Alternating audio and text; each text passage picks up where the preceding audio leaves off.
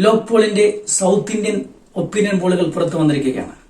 South ഇന്ത്യയെ സംബന്ധിച്ച് ഏറ്റവും കൂടുതൽ വിശ്വാസയോഗ്യമായ ഒരു ഒപ്പീനിയൻ പോളുകളാണ് ലോക് പോളിന്റേത്. കേരളം, തമിഴ്നാട്, കർണാടക, ആന്ധ്രാപ്രദേശ്, തെലങ്കാന തുടങ്ങി 5 സംസ്ഥാനങ്ങളിലെ 132 പാർലമെന്റ് സീറ്റുകളുടെ ഒപ്പീനിയൻ പോളുകളാണ് ലോക് പോൾ പുറത്തുവിട്ടിരിക്കുന്നത്. കഴിഞ്ഞ കർണാടക ഇലക്ഷനിൽ ശക്തമായ പ്രവചനം നടത്തിയ കോൺഗ്രസ് അധികാരത്തിൽ വരുമെന്നും അതേപോലെ 132 സീറ്റുകൾ വരെ കോൺഗ്രസ് നേടുമെന്നും പ്രവചിച്ച ഏക സർവേയാണ് ലോക് പോളിന്റേത്. അതുകൊണ്ട് തന്നെ സൗത്ത് ഇന്ത്യയെ സംബന്ധിച്ചിടത്തോളം ഏറ്റവും കൂടുതൽ വിശ്വാസയോഗ്യമായ ഒരു ഒപ്പീനിയൻ പോളാണ് ലോക് പോളിന്റേത്. അവരുടെ കണക്കുകൾ പ്രകാരം കേരളത്തിൽ മൊത്തം 20 സീറ്റുകളാണുള്ളത്. 20 സീറ്റുകളിൽ ഇന്ത്യ മുന്നണിക്ക് അവർ പറയുന്നത് 18 മുതൽ 20 വരെ സീറ്റുകളാണുള്ളത്. ഈ ചാർട്ടിൽ കാണുന്നത് പോലെ 18 മുതൽ 20 വരെ സീറ്റുകൾ. അവർ ഇവിടെ ഇടതുപക്ഷത്തെയും വലതുപക്ഷത്തെയും എല്ലാം ഇന്ത്യ മുന്നണിയുടെ ഭാഗമായിട്ടാണ് കാണുന്നത്.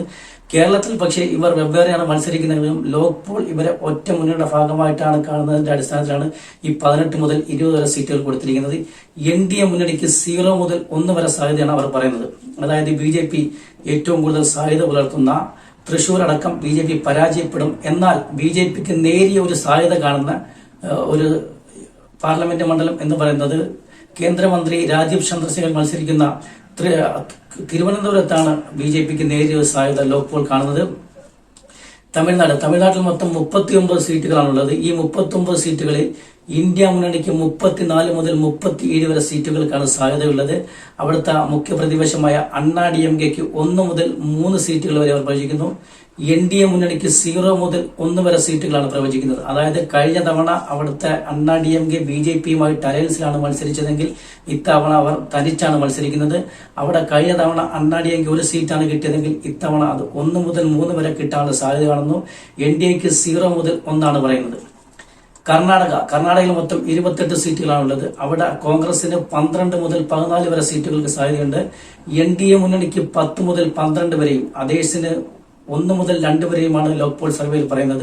അതായത് കഴിഞ്ഞ തവണ കർണാടകയിൽ കോൺഗ്രസിന് 1 സീറ്റാണ് ലഭിച്ചതെങ്കിൽ ഇത്തവണ അവർ 12 മുതൽ 14 വരെ സീറ്റുകൾ നേടി അവിടെ നില മെച്ചപ്പെടുത്തുമ്പോൾ കഴിഞ്ഞ തവണ കർണാടകയിൽ BJPക്ക് 25 സീറ്റുകൾ ലഭിച്ചെങ്കിൽ ഇത്തവണ അവർ 10 മുതൽ 12 സീറ്റായി ചുരുങ്ങും. അതായത് പകുതിയിലധികം സീറ്റുകൾ കർണാടകയിൽ BJPക്ക് നഷ്ടപ്പെടും എന്ന് കണക്ക് കൂട്ടുന്നു. ആന്ധ്രാപ്രദേശിൽ മൊത്തം 25 സീറ്റുകളാണുള്ളത്. ഈ 25 സീറ്റുകൾ അവിടെ NDA മുന്നണിക്ക് 13 മുതൽ 15 സീറ്റുകൾ വരെ ലഭിക്കാനുള്ള സാധ്യതയുണ്ട്. അവിടെ BJPയും ചന്ദ്രബാബു നായിഡുവിന്റെ തെലുങ്ക് ദേശം പാർട്ടിയും അലയൻസിലാണ് മത്സരിക്കുന്നത്. അതുകൊണ്ട് അവർക്ക് 13 മുതൽ 15 വരെ സീറ്റുകൾ ലഭിക്കാൻ സാധ്യതയുണ്ട്. അവിടെ YSR കോൺഗ്രസിന് 10 മുതൽ 11 വരെ സീറ്റുകൾ സാധ്യതയുണ്ട്. ഇന്ത്യ മുന്നണിക്ക് 0 മുതൽ 1. കഴിഞ്ഞ തവണ അവിടെ കോൺഗ്രസിന് 0 ആണ് ലഭിച്ചതെങ്കിൽ ഇത്തവണയും ആന്ധ്രാപ്രദേശിൽ കോൺഗ്രസ് 0 ആയിരിക്കാനുള്ള സാധ്യതകളാണ് കാണുന്നത്. മാക്സിമം വന്നാൽ 1 സീറ്റ്. അവിടെ NDA മുന്നണിയുടെ ഭാഗമായിട്ട് തെലുങ്ക് ദേശവും BJPയും അലയൻസാണ് മത്സരിക്കുന്നത്. അവിടെ BJPക്ക് എത്ര സീറ്റ് കിട്ടുമെന്ന് പറയുന്നില്ല. എന്നാൽ സഖ്യത്തിന്റെ സീറ്റാണ് 13 മുതൽ 15 വരെ സീറ്റുകൾ എന്ന് പറയുന്നത്. കഴിഞ്ഞ തവണ ആന്ധ്രാപ്രദേശിൽ BJPക്ക് 0 ആണ് കിട്ടിയതെങ്കിൽ ഇത്തവണ അവർ നില മെച്ചപ്പെടുത്തും സഖ്യത്തിലൂടെ. അവിടെ YSR കോൺഗ്രസ് 10 മുതൽ 11 വരെ സീറ്റുകൾ നേടും. YSR കോൺഗ്രസ് അവിടെ നിലവിലെ ഭരണകക്ഷിയാണ്. അവർക്കത് ശക്തമായ വികാരമുണ്ട്. ആ വികാരം തെലുങ്ക് ദേശം മുതലെടുക്കുന്നതാണ് BJP സഖ്യത്തിന് അവിടെ മുതൽക്കൂട്ടാവുന്നത്. തെലുങ്കാനയിൽ വന്നു കഴിഞ്ഞാൽ അവിടെ 17 സീറ്റുകളാണുള്ളത്. അവിടെ കോൺഗ്രസിന് 10 മുതൽ 12 വരെ സീറ്റുകൾ കിട്ടാൻ സാധ്യതയുണ്ട്. അവിടെ NDA മുന്നണിക്ക് 2 മുതൽ 4 സീറ്റുകൾ. അവിടുത്തെ മുൻ ഭരണകക്ഷിയെ BRSന് 1 മുതൽ 2ഉം അതേഴ്സിന് 0 മുതൽ 1 സീറ്റുമാണ് ലോക് പോൾ സർവേയിൽ നിന്ന് മനസ്സിലാക്കാൻ കഴിയുന്നത്. ഈ കണക്കുകൾ പ്രകാരം സൗത്ത് ഇന്ത്യയിലെ 132 സീറ്റുകളിൽ മൊത്തം 132 സീറ്റുകളാണുള്ളത്. ഈ കണക്കുകൾ പ്രകാരം സൗത്ത് ഇന്ത്യയിൽ ഇന്ത്യ മുന്നണിക്ക് 78 മുതൽ 82 വരെ സീറ്റുകൾ ലഭിക്കും.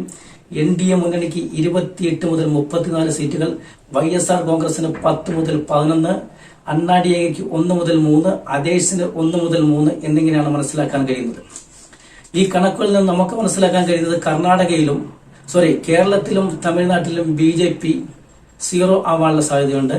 കർണാടകയിൽ കോൺഗ്രസ് നില മെച്ചപ്പെടുത്തുമ്പോൾ അവിടെ BJPക്ക് ശക്തമായ തിരിച്ചടി, പകുതിയിലധികം സീറ്റുകൾ നഷ്ടപ്പെടാനുള്ള സാധ്യത കാണുന്നു.